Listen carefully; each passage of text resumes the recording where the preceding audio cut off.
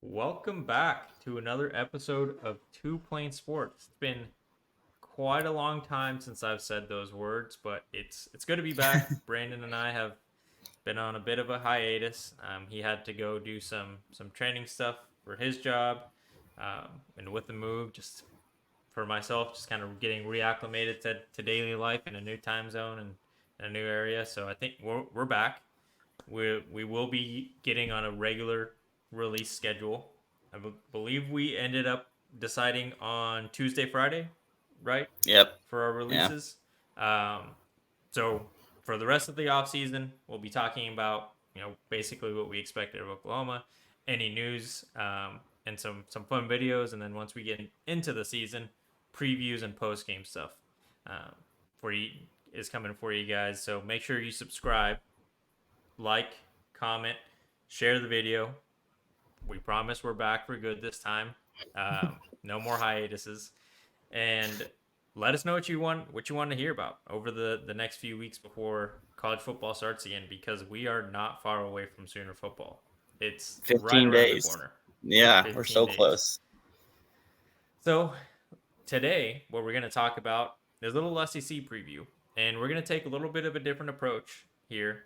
I feel like every time someone does some sort of SEC preview, all they do is rank, top to bottom, and it's pretty easy to say who's going to be at the top and who's going to be at the bottom, and everyone's kind of going to have the same middle group of people or of teams in a slightly different order. We're going to take a different approach. We're going to give you our surprise team of the year, underperformer of the year, and a wild card team. Kind of just taking a little bit different approach here. So let us know what you think as we go through the video. Like I said, leave comments in the comment section. Tell us what you think, who you think those teams are going to be this year in the SEC. So let's kick it off with the surprise team of the year. This being obviously a team that no one really expects much out of, but might overperform to their expectations. Brandon, I'm gonna kick it over to you. Who's your surprise team of this I'm, year I'm in gonna the I'm gonna SEC? I'm gonna surprise team. I'm gonna start with our Oklahoma Sooners, man. Just because no one has very high on us. Everybody seems really high on Texas. I get the schedule's real tough. Like we've got a pretty good gauntlet there, going to LSU, going to Ole Miss, Alabama at home. We've got a pretty tough schedule. The Tennessee game's gonna be tough at Auburn. It's the toughest schedule we've seen in a long time for Oklahoma football. But I think the team's ready for it, man. I think I talk about that receiver room, even with the loss of Jaden Gibson. I still think it's as deep as it's been since the 2017 timeframe with Baker. I love the running back play. The defense, I think, has just been continually getting a lot better. I think there's a lot of excitement here and for our defense. I think first year Brent Venables, it was terrible. Last year, pretty solid. I think they jumped like 45 spots or something in total defense. I think you have to be around 45 or 50 in the nation. I think, and we can make a lot of noise. And I think there's no reason we can't do that. Jackson Arnold has all the weapons. Really, really excited for Samoa football this year. I'm always excited, but I think we can really surprise some people in the SEC. Yeah, I agree, and it's a surprise because people like to under. I guess they don't give Oklahoma enough credit because we're going into the SEC. It's like the last 20 or so years of Oklahoma football is erased because Texas was good for one, and now they're the powerhouse. They somehow ran the Big 12, but um, I like to That's pick. My fine. pick is going to be Auburn. I think last year, terrible season, not very good, but it was Coach Freeze's first year there. They've recruited at a high level. They are really in the 2025 class. If I recall correctly, they're kind of dominating in-state recruiting, which is always big, especially when their in-state rival is Alabama. You would assume that with Alabama being that brand and bringing in Kalen DeBoer, who was just in the college football playoffs, so it's a high level coach. They wouldn't really miss a step, but Auburn has really taken that opportunity and dominating in-state recruiting, and they're all very talented players. And then this year, we were looking at Auburn's schedule this season. They have 8 home games, To start the season, they go Alabama A&M, California, New Mexico, and Arkansas. And then Oklahoma is their fifth game to end their home stretch at the beginning of the season. There's no reason that they shouldn't be 4-0 going into that Oklahoma game. And then as Oklahoma fans, and I feel like even just objectively, Oklahoma has a really good shot at going into Jordan Hare and winning that game. But everyone that has been in the SEC for a long time, SEC fans, college football fans, know that Jordan Hare is probably one of the hardest stadiums to play in as the road team. If Oklahoma can, so there's a chance that Auburn could go 5-0 going into their first road game stretch where it goes at Georgia, at Missouri, and at Kentucky. I think there's a good chance they steal a win at Missouri. I just don't believe Missouri is that great of a team. And then they can beat Kentucky. They'll probably lose to Georgia because it's Georgia. And then their last four games are Vanderbilt, Louisiana Monroe, Texas A&M, and then at Alabama. Iron Bowl, just like OU Texas. Doesn't matter how bad or good the team is that year. Anyone can win any given year. Auburn almost beat them last year if it wasn't for some last minute heroics by Jalen Milroe and the Crimson Tide. So Like a fourth and there's a 20 good chance. conversion or something. Yeah, something like that. So there's a good chance that team is 8, 9 wins. And if they can again pull off some good wins in their little road stretch and get 2 out of the 3, they might be a 10-win team and be competing for a playoff spot at the end of the year. So I think they can make some noise if they figure some stuff out, especially with their passing game. Um, so that's my pick for surprise team of the year. Moving on to underperformer of the year, Brandon. Who's your pick here?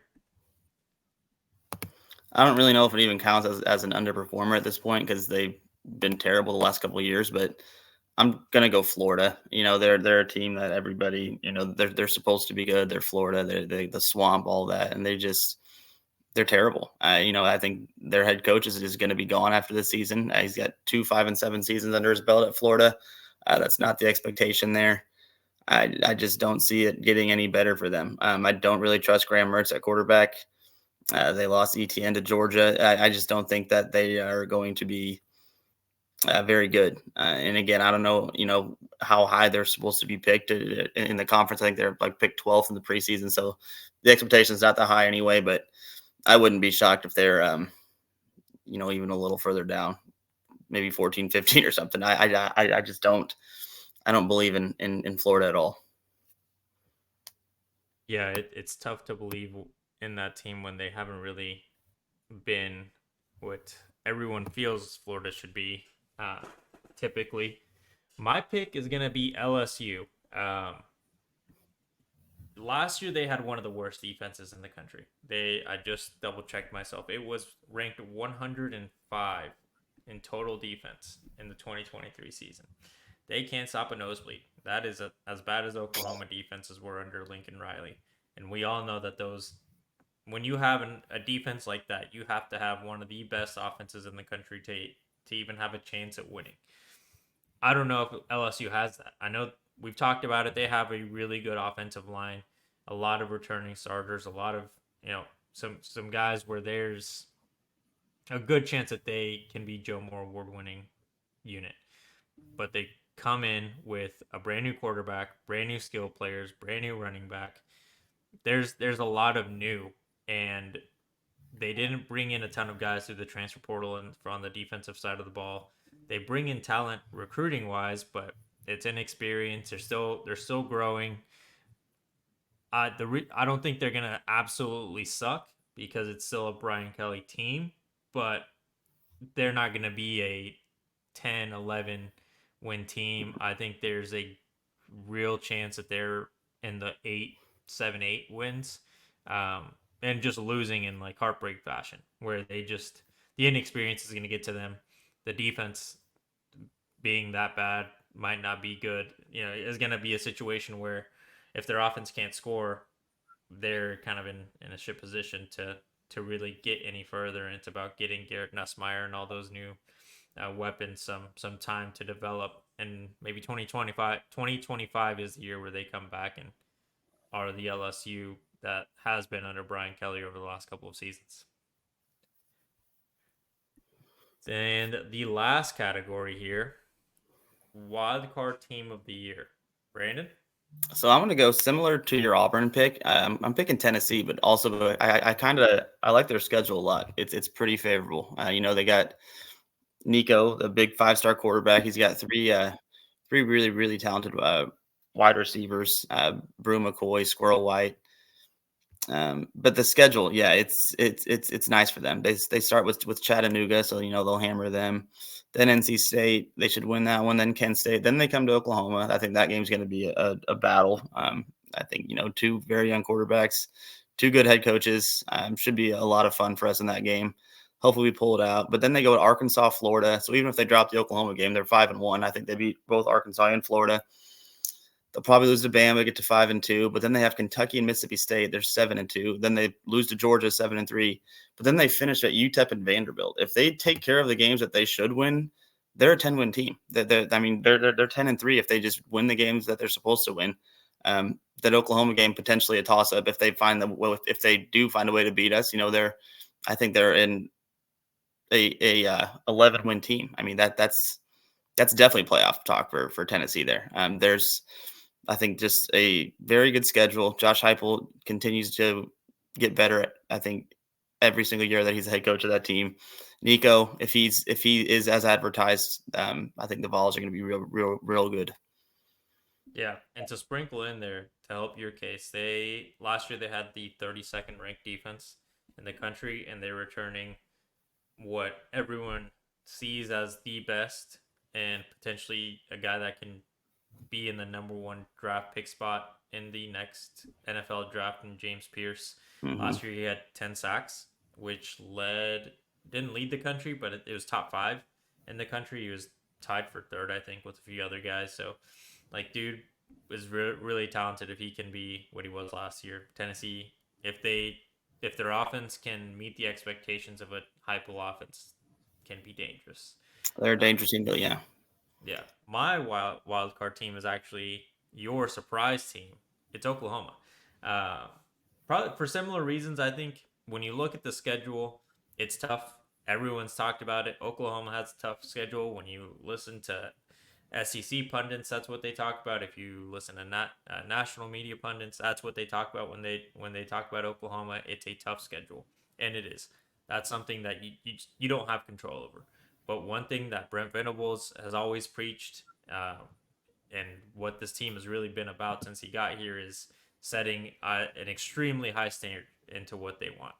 They have a lot of returning guys on the defense, like you said. I think the defense is going to be what wins them a lot of the games this year. Offense might have some trouble, especially early on. That's why I think, as much as like I said earlier with Auburn, I think Oklahoma can beat them at Jordan Hare. But if we lost that game, I think that's the offense had a lot of trouble getting into rhythm and being able to establish themselves in their first true road game in one of the hardest environments to play in the SEC on the road. So if they can survive that game, really tennis, if they can survive Jordan Hare and come out with a W in that game, they go the rest of the schedule with a little bit more confidence into being an SEC team. I think teams or pundits similar to last year, when you started the season, people were saying Oklahoma's going to stink because Brent Venables isn't a good coach. He had just come off one of the worst seasons in Oklahoma football history, especially in the last like 4 or 5 decades. He just wasn't very good year one, like you mentioned. But they made a huge improvement. They beat Texas, and after the Texas win, people were kind of back on the Oklahoma side. It's like, is Oklahoma for real? There was a good chance if Oklahoma didn't screw themselves in the 2 games that they did, we're going to be jockeying for a college football playoff spot, and at the very least get another chance at an OU Texas rematch in the Big 12 championship. It's, can you get over that hurdle? Can you get out of your own way, and can the offense be an Oklahoma high-powered offense with Seth Luttrell being the play caller, with Jackson Arnold as a new QB1? and these road games aren't going to be easy. We probably have the one of the harder road schedules Hmm. in the conference. So surviving that, Oklahoma has a good chance if they can do all those things well and execute. That's a 10-11 win team. But there's also a world where it's year one with a new quarterback, with a new OC. There's offensive line questions that where they can be 6-7 wins. And it's just that big swing of can they put things together? As fans, we'd like to think they can, but I think when you look at it realistically, I think that's why Tennessee and Oklahoma are always kind of similar in similar ranks when you look at basically every poll. But Tennessee is always one or two uh, above us because they you have a better idea of where their defense is. They're again one of the better defenses in the country last year, and you do have less questions when it comes to their offense. Even though we have a similar quarterback situation, their offensive line doesn't have as many questions as ours does. Their wide receivers, they might not have a number one, but they're guys that were all returning starters last year. So there's less question marks with Tennessee, but I think Oklahoma can surpass what Tennessee is expected to do, which is still a really good team. But Oklahoma and a good year this year is again 10-11 wins, but bad year 6 at worst. But Yeah, we don't want that. we don't That want to speak that we don't into want that again. existence. Yeah. But yeah, I mean, there's a lot of stuff that can happen. I think honorable mentions for underperformer, for personally for and surprise team. I guess underperformer first. I think Texas I was could gonna be say one of those Texas as teams well because that could be they're underperformed. And I think it's because the expectations are so high. hmm They're expected to be competing for the SEC, if not the SEC champion, come to the end of the year. So a top four seed in the country. And not that they don't have the talent, but even, and I mean, they really haven't shown that they can be consistently great in a long time. Yeah, can they might be able to under Sark. I mean, they're recruiting well. They brought back their quarterback. They have a good O line. They did just lose their starting running back and a freshman running back, so running game might be a question mark for them. But their defense still is really their biggest Achilles heel, like it was last year. They're they lost their two defensive tackles, so are they going to be more susceptible to giving up big games to their opponent on the run? Their defensive backs were not great last year. You can ask really any Texas fan that was watching them and not being huge homers. Their DBs weren't great, so they they might not suck. They might be a 9-win team, but I think they're underperformers because they're not going to be in the SEC championship come the end of the year.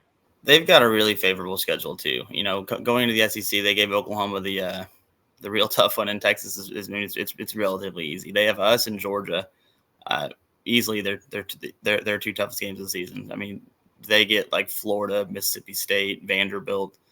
The schedule is in their favor, but I mean, I agree. Just because everybody's picking them to win the SEC, go to the national championship game, you know, there's sky high expectations there, and at the end of the day, Texas is going to Texas. They will lose games that they should not lose. I think Georgia definitely beats them. I definitely think Oklahoma can beat them, and we did it last year. They lost a lot on offense too. You know, they're pretty much their two top receivers last year are gone. They lost their tight end. I can't remember his name, but I mean, there's a lot of new faces there in Texas, and I just think that they're going to Texas. I think they might lose 3 games. Yeah, and if it wasn't for Malik Murphy last year pulling off some big plays against Kansas State, they could have lost that game. So The Houston it's not, game, they yeah, uh, it's they not got like they blessed in that Houston game. exactly. So I, I'm trying not to sound like a hater, but I think there is a world where they do have some missteps, just like what people are expecting out of Oklahoma, having a welcome to the SEC year. Texas might not be a welcome to the SEC year when you look at their schedule, but the SEC is crowned as being the best conference in the country because they're always tight games, and Texas underplays to the level of their competition, and they can bite them in the ass in the SEC if all these SEC fans are right. And then another surprise team we were talking about for me is A&M, just because they have sucked for so long. With their new coach and Mike Elko, they might actually meet expectations. So the surprise is that they don't suck. and they might be like a 9-win team I this year think because they have the talent. if they win 9 games, Mike Elko is going to be SEC Coach of the Year just because yeah, there's we'll see. I mean, he's got to be Yeah, better than Jimbo for them. I mean, anything is better than Jimbo when you pay that kind of money to, and then that kind of money to a coach and a recruiting class, and basically just go all in on your football program, and then they can't even make it to a bowl game. Anything is better than that. Jimbo's doing real nice now, though. He's sitting on a pile of cash somewhere. I mean, can't blame the guy. No. That guy, whoever his agent is, he just made out pretty well too. They That paid buyout, him. he got a good, nice percentage of that. Yeah, they paid him a boatload of money to stop coaching football there. Yep, stop working for us. Here's all the dough. It's pretty good gig he's got. Yeah. All right. Well, that's everything for this video. Hopefully you guys enjoyed it. Let us know what you think, who you think are the surprise teams of the years, underperformer, wild card. If you agree or disagree, we love to hear about that stuff in the comment section below. Like, comment, subscribe. As always, make sure to go follow us on Spotify and Apple Podcasts on our socials. They're all linked down below. We appreciate you watching. We are back again Tuesday, Friday. Tuesday, Scheduled. Friday. Though that is when our videos will be releasing. So make sure to tune in for our videos in the coming weeks and months. We're excited to be back. We will see you guys next time.